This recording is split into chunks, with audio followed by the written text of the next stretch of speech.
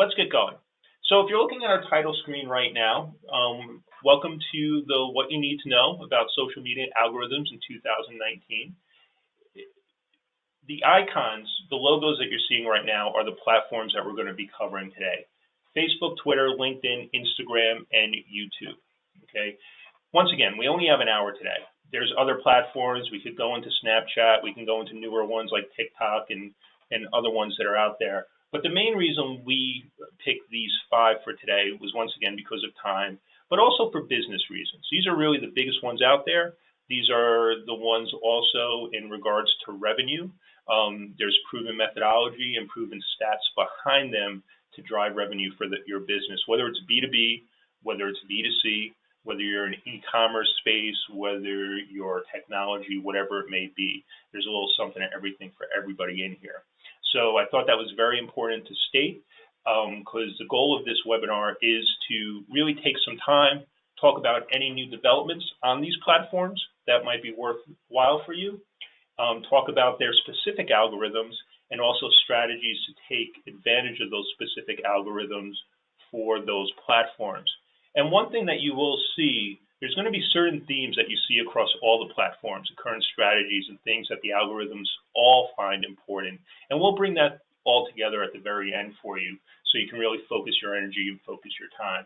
Another thing, I'm going to try to leave some time for questions.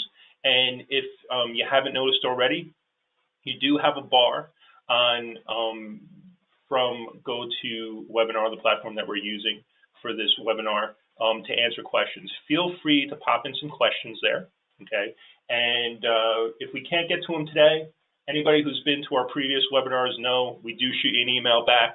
If we can answer the question, you definitely do hear back from us. We try to get to everybody's questions if possible, because sometimes just because of time, we cannot do that. So let's get going. And, before we start going into the algorithms, just the obligatory sales pitch. I'm just going to take 2 minutes to tell you about LSC Digital and myself. So LSC Digital, we're ultimately a data company, been around for over 30 years, really more like 40 years, helping companies. Somebody can come to us and say, hey, I want to reach XYZ, this demographic, give us criteria. We can also do data modeling for you, get together that database of people to reach and go after. We work for everybody from e-commerce companies to large health insurance organizations, to large financial organizations, to publishers, and everybody in between. If you need to build an audience and go after that audience, we can help you with that. So where do I come into? My name is Dave Clement. I'm the VP of Digital Operations here at LSC Digital. And we're the execution arm of LSC.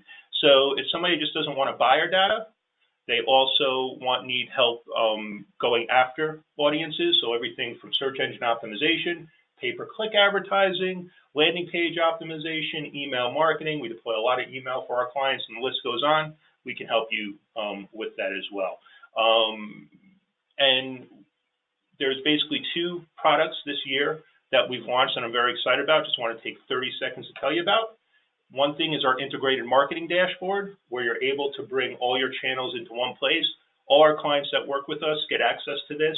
So if somebody's doing Facebook, PPC, email, whether it's with us or on their own, they can bring all those data channels into one place, do visualizations, find insight, basically take things that were taking hours upon hours upon hours upon hours of work every month, turn it literally into minutes of work every month. And the other thing that we offer, a new offering that we have, is our pay-for-performance lead generation.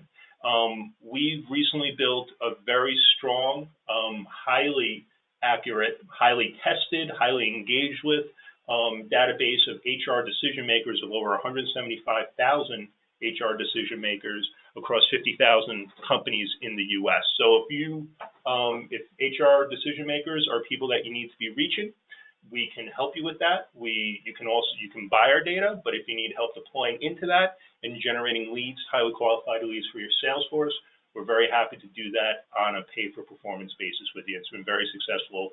We've worked with some large tech companies regarding this, and it's been very successful for them. So without further ado, let's start talking about algorithms and social platforms. So let's talk about the big one, Facebook. Been in the news a lot. I'm not telling anybody anything they don't know right now. Organic reach has been continually declining over the past few years. Way back in 2011, 2012, it was awesome. I was in director of digital marketing for a publisher. We could put content out there, build millions of followers fairly quickly. We posted something, you knew that you were going to get a 16 to 20% organic exposure. So basically, if you had 100 followers, you knew that 16 to 20% of those people were going to see that post without you paying a dime for that. And that's been drastically declining year after year. Now in 2018, we're at about 1.2% organic reach. So that's a very steep decline from 16% in 2012 on average to 1.2%. I've seen a bunch of reports where it's actually more like 0.5%. It ultimately depends on the platform, the brand, the page, the brand, and the content.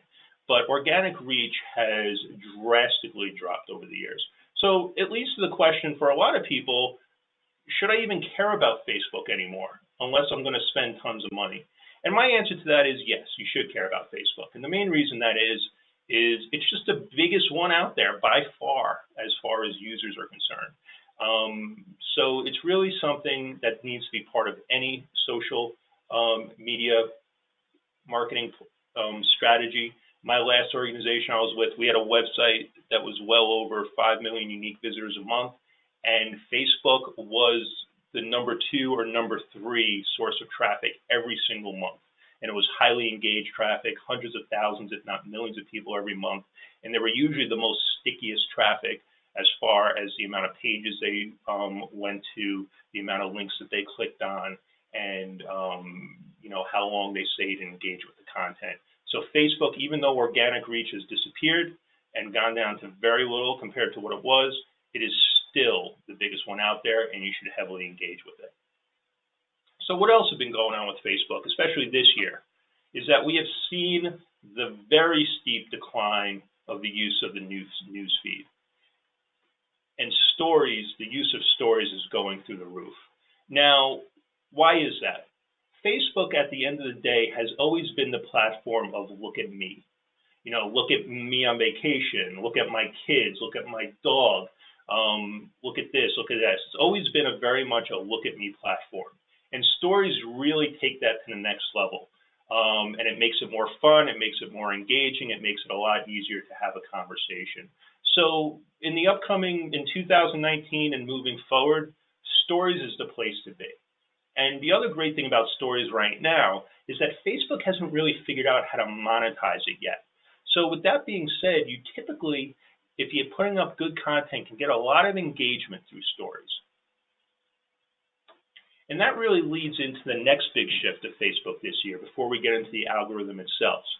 Facebook, and we all know everything that's been in the news the past couple of years with elections and Russians and all this fun stuff, is that Facebook has really done a big major shift. And this is a quote that Mark Zuckerberg put out through a post, which we linked to as well, back in 2018, where Facebook is going from, hey, helping you find relevant content to starting meaningful conversations.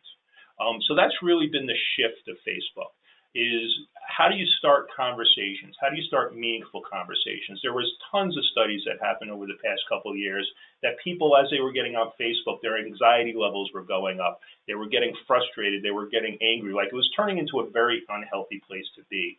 Preference bubbles, people getting very much in their own tribes and staying in those tribes. So this is really Facebook trying to correct that and really start focusing on how our conversation is being started. So with that being said, what does that mean? What does meaningful social interactions mean to Facebook? And Facebook's actually very clear and tells us what that means to Facebook. That means commenting or liking on another person's photo or status update. It means reacting to a post from a publisher, a brand, a publisher or a brand that a friend shared.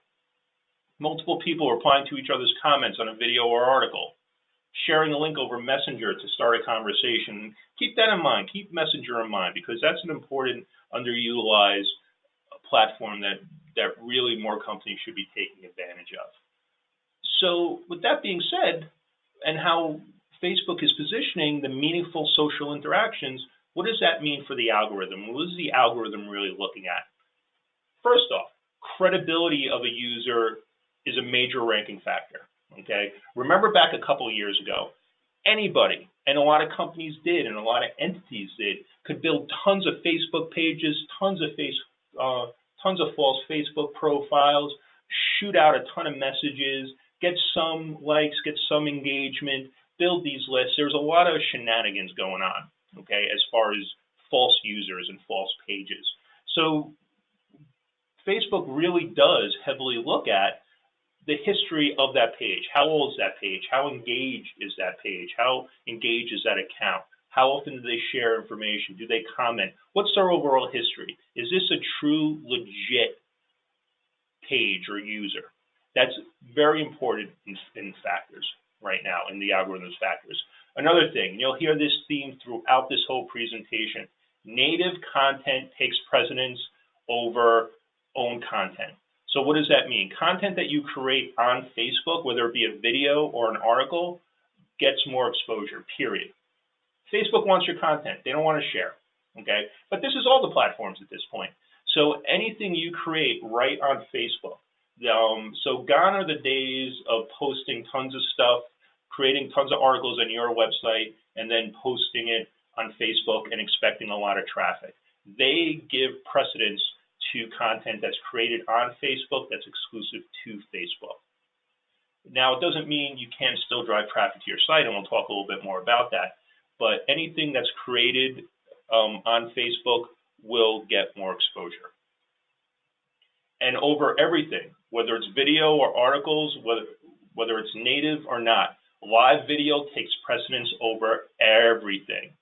So if you can develop a live video strategy for your organization, you are going to get good exposure. That is so important on Facebook. Live video trumps everything.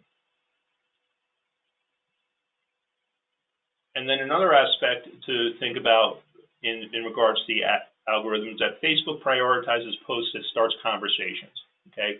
So content that is shared, and especially content that's shared over Messenger, receives a lot more weight because it looks like a much more natural conversation. So having a native post and then that being shared with John through Messenger, John on Messenger going, hey, that's really interesting, comment, likes it, shares it, uses Messenger to build it out. That is very, very important, is posts that start conversations, but using Messenger really explodes those exposure of those posts. And another thing that's very important is the length of comments that your post is getting. Once again, going back to the conversation and social interactions, a comment that just goes, oh, that's cool, is different than somebody leaves a comment, hey, that's really interesting. You know, my thoughts on this are so-and-so, and this is what I think. Maybe you should check this out. Then your response. So having that conversation. So lengthy comments are also very highly weighed as part of a post, which can really increase exposure significantly. And then this is another one, and I've seen this tested a million times, and it rings true every time. Posting 5 times a day seems to be the sweet spot for exposure. At my last organization, we tested that quite a bit, optimal times, and once again, we were getting millions upon millions upon millions of data points in regards to Facebook. So they were pretty good tests, and I see it time and time again in my own research, is that posting 5 times a day does seem to be the sweet spot for posting on Facebook.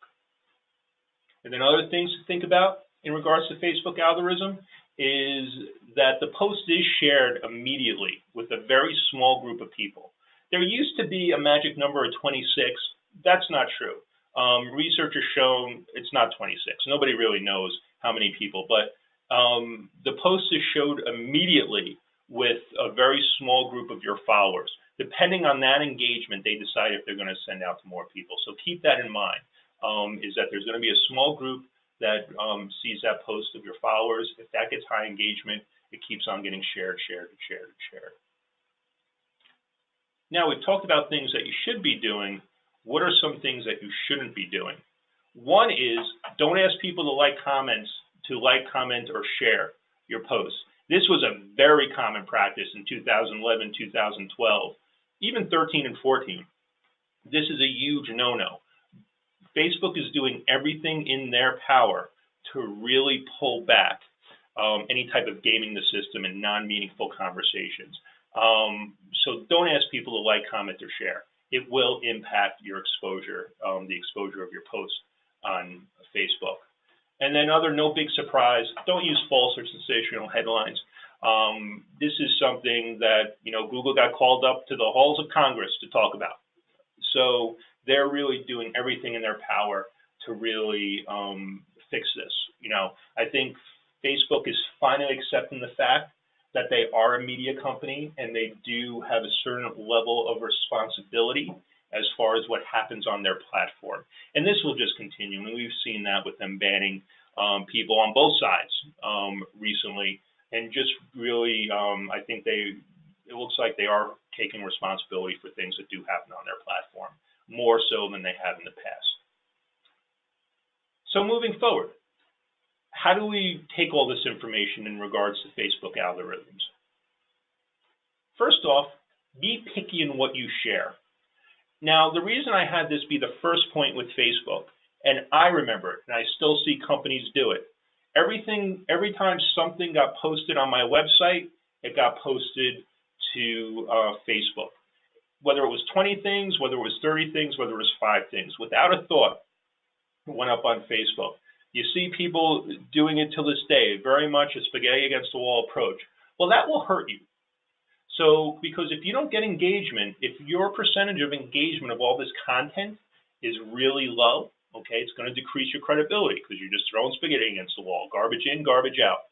And decreased credibility, you get lower engagement. So it's a vicious cycle. So really think about the content that you're either creating natively on Facebook or that you're sharing. The days of just throwing stuff out there and seeing what sticks will hurt you. So really take some time and think about your audience and what's most likely to get engagement. We touched upon this a little bit already. Facebook wants your content on Facebook. They're a content source. So they want good, unique content for their site. So anything that's unique that you create that lives on Facebook only does get better treatment. Now, that doesn't mean Facebook isn't valuable to bring to your site and bring to your content. You need to think of a percentage. I've heard some people say, oh, the 80-20 rule, 80 native content, 20 owned content. Nobody knows a percentage. Test it out. But if you're a good contributor who's creating great content that Facebook finds valuable, and I've seen this time and time again, if you put up your articles to go to your site, they will get more exposure. It's a typical case of a rising tide raises all boats, okay? As you're creating more value for Facebook, your other posts get more exposure as well, okay, even though they're driving away from Facebook. So it's very much, just like I said, a rising tide raises all boats type of scenario. Give them good content, they will give you traffic back to your site as well. Video, video, video. No surprise to anybody, and Facebook has left no question to the fact that they prioritize live video because they believe it drives high engagement. If you can't do live video, do native video. They love it. It gets the most exposure by far of any content. Okay. Doesn't mean put up weak video, not good content, but video at the end of the day, when all things are equal, live video gets preference, and after that, native video gets preference. And then finally, the running theme is to build your organic reach, your content needs to start a conversation. This is absolutely the name of the game in 2019, and it's going to be the name of the game moving forward. Whether it's a video or whether it's copy, if it doesn't generate shares, if it doesn't generate comments, it will not gain exposure, period. Notice, not saying anything about likes. Likes at this point are pretty much it's a little bit of an overstatement, but it's just a little bit more than a vanity metric at this point. What Facebook really cares about and what's going to get you exposure is shares and comments. That social interaction, those conversations, that's what really matters. So that's Facebook. Now let's move forward to Twitter. Now, once again, just to remind everybody will get a copy of this both the presentation, the recording, and all the resources used. So once again, don't worry if you miss anything, and we'll try to get to questions at the end because I do see some questions popping up as we move along here. So let's talk about Twitter. Now, Twitter, honestly, if you would have asked me 2 or more years ago, I would not have been a huge fan of Twitter. My feelings about Twitter are changing drastically every day. I think they're really doing an awesome job as far as content, as far as engagement, as far as being a useful source for advertising, and we'll talk a little bit more about that. But I think there's a lot of opportunity to Twitter that's being untapped right now, and if you would have asked me that question 2 years ago, I would have said completely the opposite. But let's talk a little bit about what's going on with Twitter. First off, the death of bot and automation. And this is why I hated Twitter a couple of years ago. It was so easy to create accounts, create bots, post in an automated fashion, engage, reply, everything in an automated fashion, that Twitter just made itself irrelevant in my eyes. There was not genuine interaction occurring there. And they've really taken drastic measures to address that. Like, they've pretty much killed bots and automation. This is a direct quote, and once again, it's linked again from the head of site integrity over at Twitter. Bots are dead. They're just not allowed anymore. Okay, any type of automation as far as behavior, as far as likes, retweets, it's all gone. Okay, which is great. So, there's been some news that, hey, Twitter's users are going down. That, in my mind, isn't bad news because they're primarily all the junk spam bot accounts that weren't even real to begin with. So I think that's a good thing. Because also remember, for the first time ever in 2018, Twitter has actually been profitable. So I think they're making all the right moves. If you would have asked me 2 years about Twitter, would not have been a fan. Every day I feel a little bit better about Twitter. Their algorithm has changed a little bit as far as the timeline is concerned, which once again I think is a very smart move on their part. It used to be basically who were you following and what was the newest. Now they've shifted to really more of an algorithmic timeline where something could have been posted an hour ago, but if this is somebody you follow, somebody you engage with, somebody you're constantly looking at their thing, they're going to put it at the top of your thing. I think that's a very smart move, and it's really improved engagement quite a bit. And to add on to that, Twitter also gives people the opportunity to turn this off if they want to go back to the old way of where it was just, hey, what's the freshest thing of people you follow? So I think it's a good change. I think it's really improved engagement on Twitter. It's a smart move. And then finally, this was something where everybody thought it was a horrible idea, and it's turning out to probably be a pretty good idea. And we'll talk more about the importance of this as we talk about strategies with Twitter. They've changed from that 140 character limit to 280 characters. And this actually, a little fun fact for you, this actually came from, this decision came from Twitter use in Japan. In Japan, the written language, the characters mean a lot more. So 140 characters to them was a lot more characters than what 140 characters are to us as far as meaning is concerned.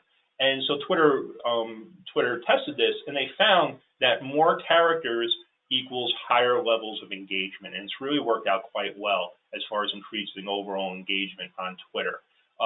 Because tweets with more characters typically do have a higher engagement. Now, with that being said, and this is why this is so important, even though when more characters are used, there has a tendency to be higher engagement. So that's replies, that's comments, that's length of time reading. Even though that is a fact and that's the case, the average tweet is still only 35 characters. So if you're a marketer on this webinar, one thing you should really start thinking about today is lengthening those tweets if you're using Twitter. Because just by having more meaningful tweets that are deeper and really using those 280 characters, you're going to improve your exposure and your overall engagement on Twitter itself. So let's talk about the algorithm. And I kind of skipped ahead a little bit, but the more characters you use, the better. There is a direct correlation between using the 280 characters available and engagement rate. Just like Facebook, credible profiles are favored.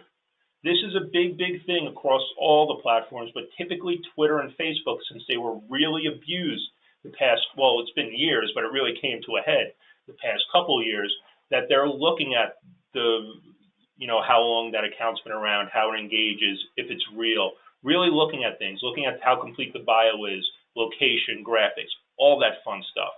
So credible profiles are absolutely favored in regards to the algorithm.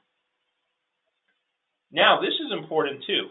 The time someone spends reading your content is important. So somebody could not like it, they could not reply to it, they could do nothing. They could just read it. The longer people read that content, the more likely it is to show up in their feed. All right. So somebody who doesn't take an action except for reading, because the reality is most people, even if they read something, they don't engage with it. But if somebody's reading your content, the longer they read it, the more likely it is to show up their feed, whether they take an action or not. That's how smart these algorithms are getting. So it's very important to keep that in mind. And these are things that you can see in your analytics on Twitter, is how long people are looking at your content. So you should take advantage of that. And then once again, and this is no big surprise, timing of your tweets is heavily weighted. Look, the pace, and I'm not telling anybody anything they don't know, the pace of Twitter compared to other platforms is breakneck speed. And that's why it's really the platform, as I mentioned before, of the look at this. And this is why it's so heavily favored by news organizations and writers, because the shelf life of a tweet is very small compared to, let's say, Facebook. Facebook has a tendency to be, hey, what's going on this week, versus Twitter, what's happening now. So the way you pace and the timing of your tweets is extremely important. And there are free tools out there. I cited a good article that talks about some of the tools that figure out the best times to engage with your audience. But once again, I can't stress enough, Twitter gives you a lot of data in their analytics, in their insights. Check it out. Just like every other platform, they want your content. So anything native is going to get preference. And at the end of the day, just like all the other platforms, engagement is king. The more likes, replies, and retweets a piece of content gets, the more people that are going to see it. So taking all that into account with the algorithm, what should we be doing? Timing. Find out when your followers are on. Tweeting at the optimal time increases your chances for engagement, which increase your exposure. There's tons of data out there. You can take a little bit of time, figure out when people are engaging. That's when you should be posting. And I keep on going back to it, but Twitter Analytics has a wealth of data. Develop followers around specific topics. Find out what your followers are most interested in. Full stop. The days of throwing spaghetti against the wall are gone. Okay, it's not going to work. You're going to spend a lot of time, not going to get a lot of results. Take some time, do a little research, see what people are interested in. Be very focused on a topic and find out the people that are engaging with you, what type of content they're the most interested in. And I'll finally say it for the third time. Twitter Analytics has a ton of data. Ask all you guys, when was the last time you went into Twitter Analytics and really looked at that data? Okay. And then from that data, and this is, I know nobody can answer me right now, unless you fill out a question, is I ask all you guys, have you looked at that data and then sat down and put together a content strategy? And I bet you, just from doing this for the amount of time that I've been, very few of you have. So really, one of the best things you can do for yourself is sit down and look at these analytics and put together a content strategy. And that's also something we help our clients with as well. Engage with your followers. It's just not about getting engagements from them. It's about you engaging as well. This really helps your overall exposure in Twitter. So not just going, putting out content, hoping people, engage with but go out to relevant people, engage with their content. When somebody leaves you a comment, reply back.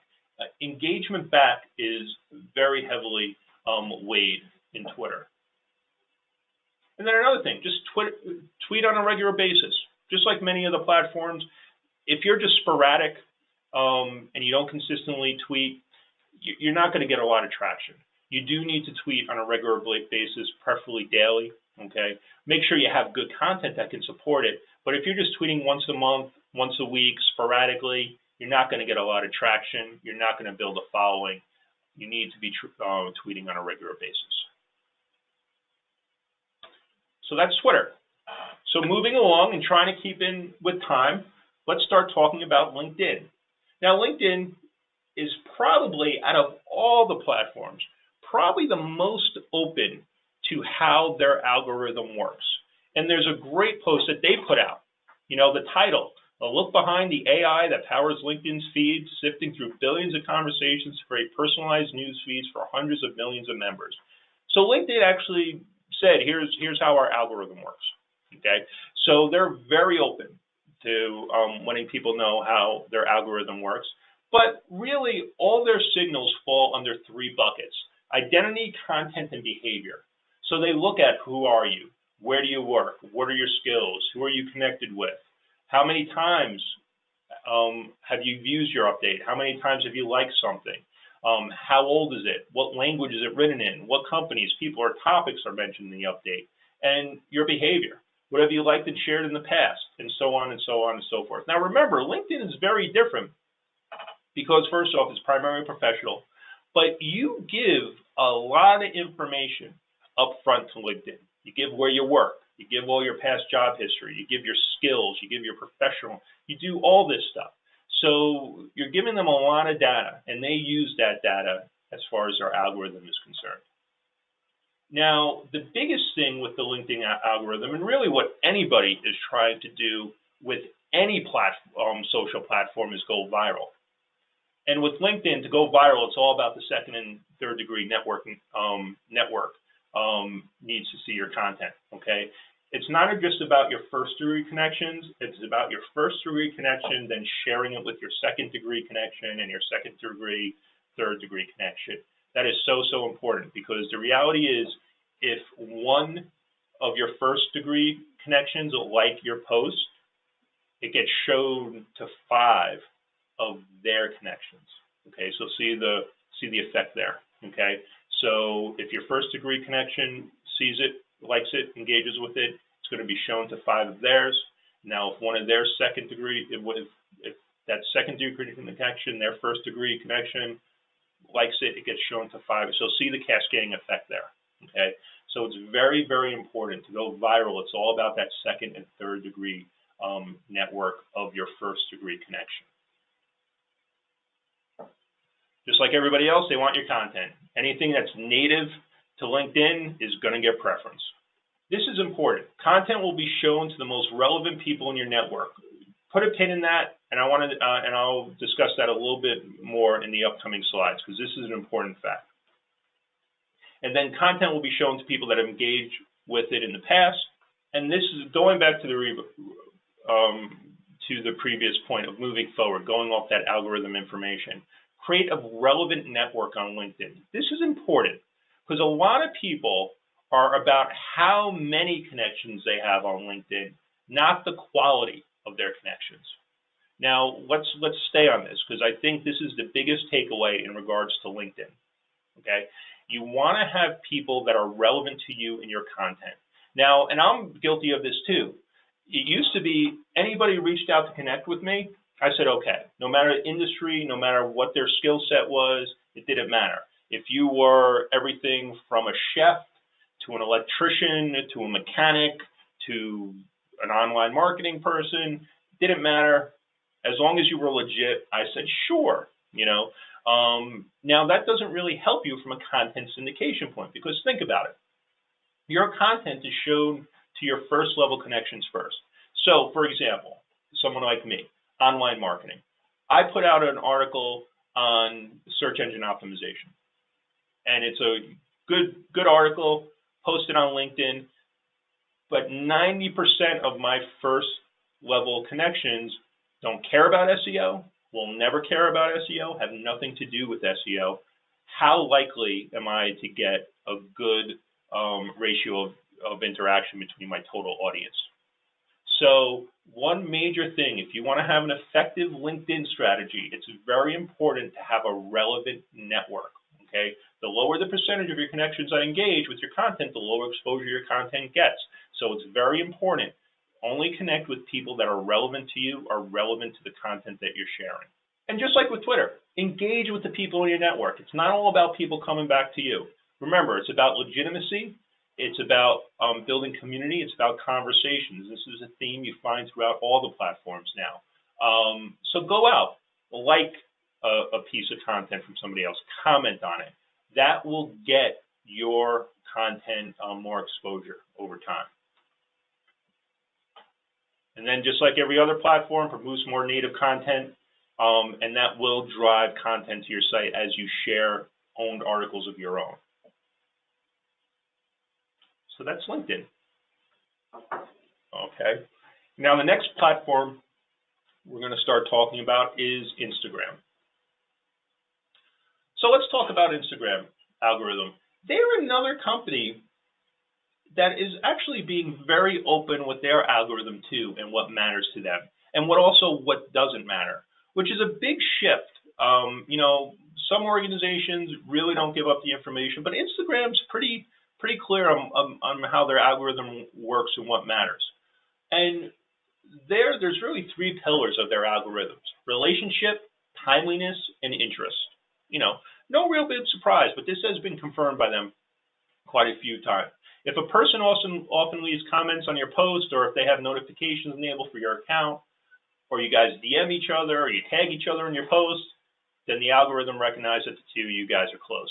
And according to Instagram, not any outside research or anything, Instagram has stated this: users will see 90% of the posts from friends and family. Okay, so this is important. Go out, make friends, get engaged with people. Just don't use it like so many organizations do, so many individuals of this broadcast, of this bullhorn, just putting information out there. Get engaged with people, like their content, have conversations. By doing so, you will improve the exposure of that content that you are posting. Okay, so important. Big takeaway for anybody on this call, for anybody's social strategy. Please, please, please. Cornerstone, get engaged with people. Just don't post, just don't use it. Use social platforms as a syndication process. You need to, the successful people are engaging with their audiences, are having a conversation with the audience. Other thing Instagram only looks at is timeliness. Okay, prioritizes the most recent post. You know, no big surprise there. They're very straightforward. The most recent stuff goes to the top. It's not like Twitter that has that option, well, the default option of algorithmic, where they might see something from 50 minutes ago if they think that's really the right thing you need to see. If it's the newest thing, goes right to the top. And then finally, interest. You know, the algorithm predicts which posts are important to users based on their past behavior. Makes sense? You know, hey, we know that Dave likes seeing this type of content. If something from somebody they have a close relationship with is being posted, we're going to put that right in front of them.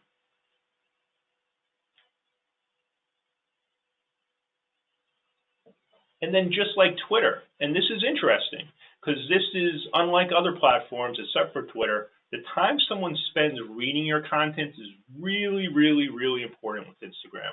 The longer someone spends reading your posts, regardless if they engage, just like Twitter, the longer they've read it will increase the credibility of the content. So having deeper, stronger, more interesting, more focused what your audience is interested in is better. Stop with the spaghetti against the wall approach. Have a content strategy and go after it. Also, posting regularly will place you higher in timelines, just like all the other platforms. You know, if you just post once or twice a month or sporadically, you're not going to get a lot of traction. Okay, Instagram really wants people engaged using the platform on a regular basis. So whether a post receives a lot of engagement or not, the more often posted posts will get more exposure. Okay, so even if you're getting engagement, if you're very random, being more consistent with your posting tends to pay off more. Comments are very heavily weighted on Instagram over likes. Once again, going back to Facebook, you know, likes are a little bit better than a vanity metric at this point. Same thing with Instagram. Comments, having that conversation, extremely, extremely important. So anything you can do to spur that conversation will get that moving along. And this is a little bit of a myth that wanted to be dispelled. Using stories or going live doesn't matter. All right. There's been, a lot of conversation around, hey, if you use stories or going live, you get more engagement, it's more preferred. Just like on Facebook we talked about, they definitely want live video, but Instagram has been pretty straightforward with it, that they really don't care if it's a story, if it's live, whatever. All they care about is good content. If it's good content that's getting engagement, that's what they care about. They don't care if it's a video, they don't care what it is, as long as it's good content that's getting engagement, and that's the only thing that should matter. And going off that same point, Instagram does not prioritize video. Once again, according to Instagram. So moving forward, how do we use this stuff? This is important. This is a big takeaway from Instagram, and more people need to be using this properly, because this is how you're going to get new people engaged with your brand on Instagram. Hashtags. Don't forget the hashtags. The explore page. So that's you going in, not really knowing what you want to do, is all driven by hashtags. So if you want to get thousands of new followers, properly use hashtags. Hashtags does not mean just come up with hashtag. Do research into hashtags. There's tons of tools out there. There's tons of resources available to look into what trending hashtags are, what hashtags are working. Every time I go into Instagram, I cannot believe how poorly organizations use hashtags. They don't research what the hashtag means. They don't use them properly. They use hashtags that makes no sense to nobody, that nobody's using. Effectively using hashtags. If you want to grow your audience on, I can't stress this enough, if you want to grow your audience on Instagram, use hashtags the right way. Research what people are using, find the hashtags that are relevant to you, and then go from there. But hashtags, hashtags, hashtags, hashtags. Publish your content at the best time. You guys have heard this a few times. Instagram is a lot like Twitter as far as timeliness. The pace of the content is very quick. And that's something Instagram's algorithm really looks at. And just like Twitter, there's tons of data in Instagram's insights. Take a look at it. You'll find out what content people are engaging with, when the best time they are online. All that information is there. Please use it. Instagram Insights. If you haven't been in Instagram Insights, you need to get into Instagram Insights, figure out what hashtags people are using, and then also find out when they're engaging, when they're on.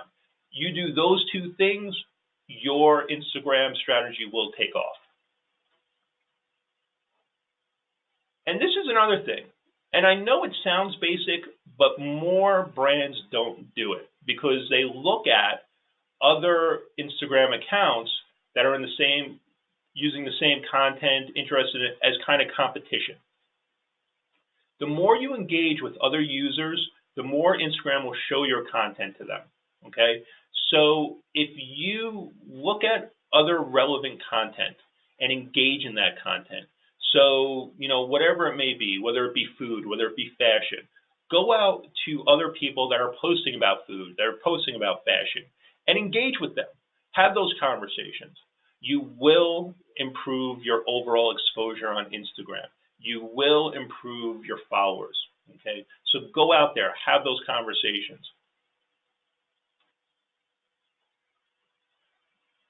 And then post regularly. Just like the other platforms, they want to see that you're legit, that you're engaged, you're a valuable contributor to the platform, okay, to the community. Because that's really the mindset that has to change with a lot of marketers, is that it is community. If you're just broadcasting stuff, you're not having conversations, you're not contributing to the community, okay? So post on a regular basis. If you post on a regular basis, you will be rewarded by Instagram. So that's Instagram. And then finally, in our last 10 minutes, and once again, I know I'm throwing tons of information out there, and this recording and this PowerPoint will be shared with everybody, so don't worry about it. If you have any questions, type them in. If we don't get it to them today, we'll definitely, you'll get an email from us. So let's talk about YouTube. So YouTube at this point is really like the second largest search engine on the planet besides Google. Okay, and as far as Google is concerned, no other videos exist on this planet other than YouTube videos. So YouTube videos are extremely important to any social strategy. So according to YouTube and research, upload frequency is extremely important to YouTube's algorithm. Okay, the more often, the more consistently you participate in the platform, anything you do upload is going to get more exposure. Total watch time is extremely important for the algorithm. How long someone watches your video, even if they don't like or comment it, just like on Twitter, just like on Instagram, definitely impacts your context exposure to users. Now, this is a big shift. Okay. Now, if you would have asked me in 2012, 2013, even 2014, how long should a video be? I would tell you 2-3 minutes, because you were looking for the percentage, you're looking to get quick likes, things like that. Well, guess what?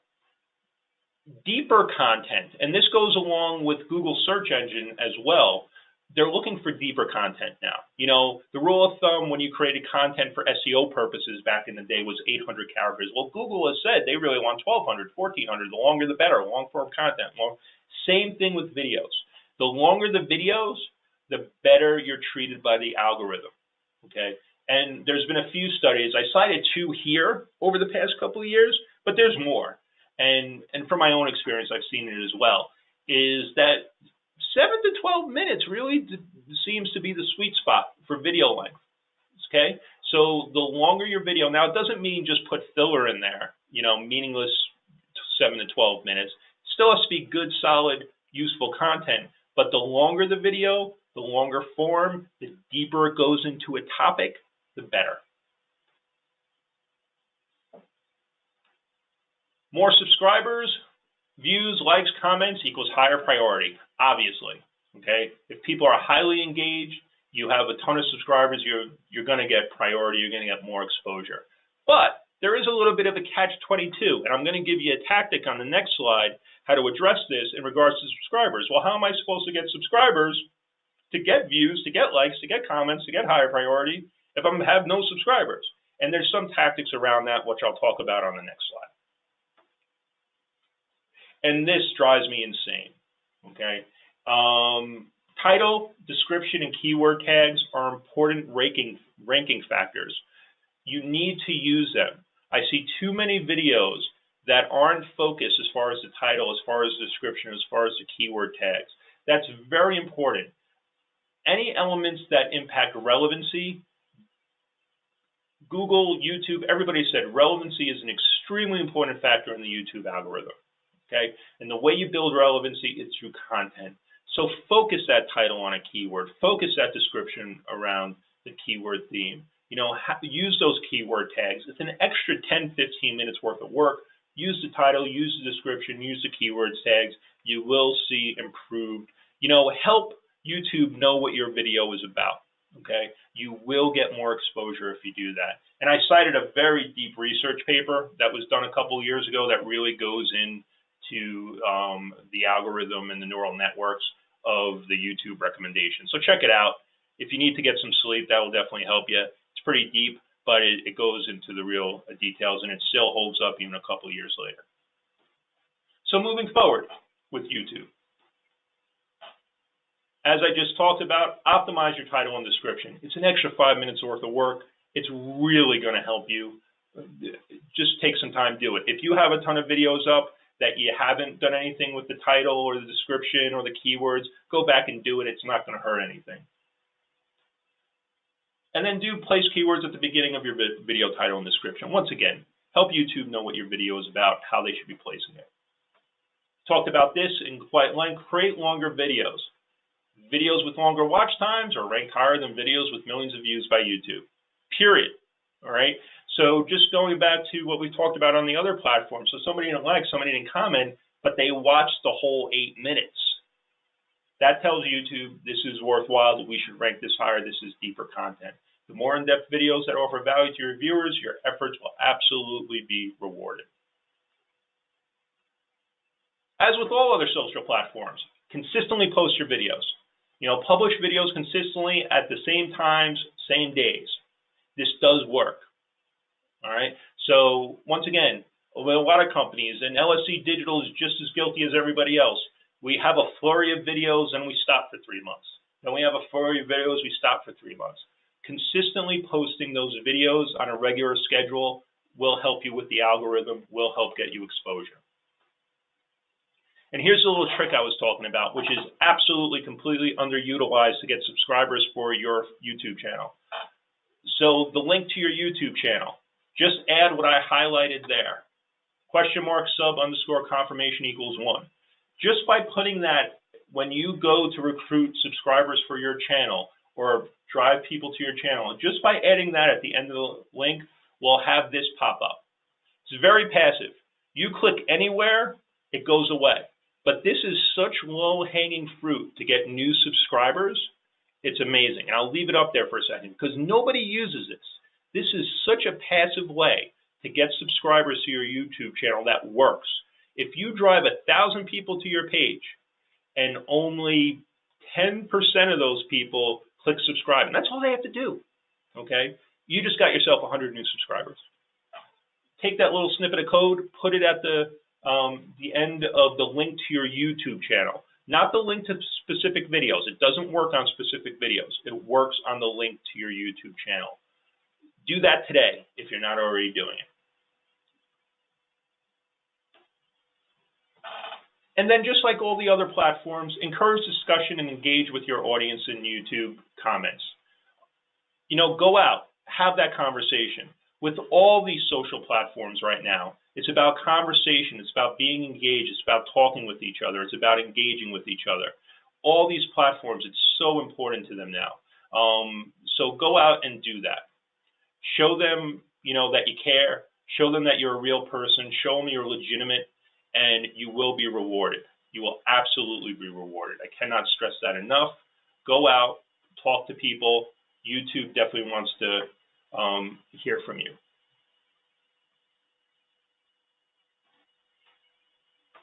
And then, so, in our final minutes here, let's bring it all together across all the channels. What does all this mean? So there's been themes throughout the whole presentation that there's some key things that every single platform cares about. First off, native content is preferred. Doesn't mean you don't do any of your own content. And I honestly, this is something that I feel that a little bit of a social contract that was built with webmasters and content producers, a little bit being broken. Google's doing the same thing with on-site results. The days of, hey, we play by your rules, you send us traffic, we send you traffic, everybody's happy, in the sake of monetization and domination of the world is being broken a little bit, but they prefer native content. They want unique content, and their feeling is, we want your content and we'll give you some traffic, okay? So native content is preferred, but that native content gets a lot of exposure, so when you do put in your own content to your site, rising tide raises all boats, so it's still very worthwhile. Major shift. You need to be actively engaged with your audience, and your audience needs to be engaged with you. All the algorithms heavily push this now. They didn't a few years ago. You could just throw out tons of content, spaghetti against the wall, handful of your things would get tons of likes, and all was good and happy, okay?